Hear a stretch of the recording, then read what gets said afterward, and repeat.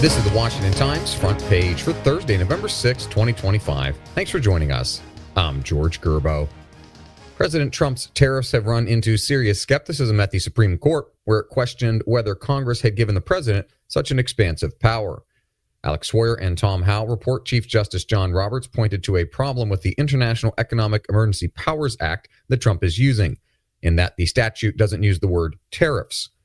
The Constitution grants Congress the power to raise taxes and impose customs duties, but Trump says IEEPA has delegated much of that power to the president, and he's using it as leverage in trade negotiations. Justices are weighing a case brought by small, import-reliant businesses that have challenged Trump's global tariffs. The president said the tariffs are intended to produce better terms of trade. Businesses said the levies on foreign goods are massive burdens that could drive them into bankruptcy. Democrats' sweep of this week's elections have given the party renewed vigor for battling President Trump and the confidence that the victories will serve as a springboard for the 2026 midterms. Seth MacLaughlin and Kerry Pickett report Democrats said the results reflect mounting voter anger with the president and his agenda and validate their focus on economic issues, particularly rising costs, as a blueprint for the midterms. At the same time, Zohran Mamdani's historic New York mayoral win as a socialist Democrat puts a spotlight on the tension within the party over how far left it will move. His win is also giving Senate Minority Leader Chuck Schumer plenty to worry about.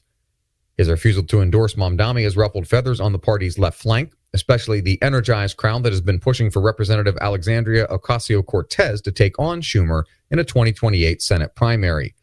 A clear appetite for change is most pronounced among young voters, who have grown disillusioned with Schumer and the status quo. Airlines have ended the policy of allowing one free checked bag. Restaurants are imposing service fees that are visible only when the check arrives, and streaming services have started running ads without a price drop. It's called sneakflation, and Sean Salai reports consumer analysts warn it's on the rise as more companies pass along hidden inflation costs to consumers by adding hidden fees to goods and services. Sneakflation has been around for decades, but analysts say it's intensified in hotels, airlines, restaurants, grocery stores, and elsewhere over the past 5 years. More companies are trying to offset rising labor costs, shipping fees, raw material expenses, and Trump administration tariffs on imported goods.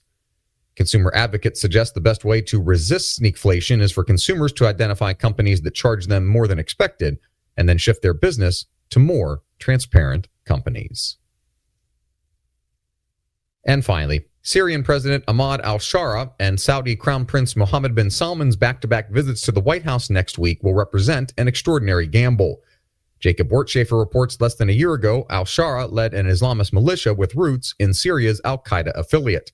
Today, he governs Syria, pitching investment laws to financiers and seeking a role in the U.S.-led campaign against ISIS. No Syrian head of state has visited Washington in more than 80 years, and none has made the journey from jihadi commander to presidential reception in less than 12 months.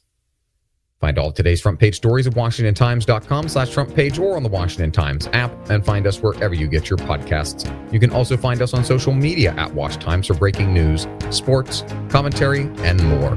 For the Washington Times, I'm George Gerbo.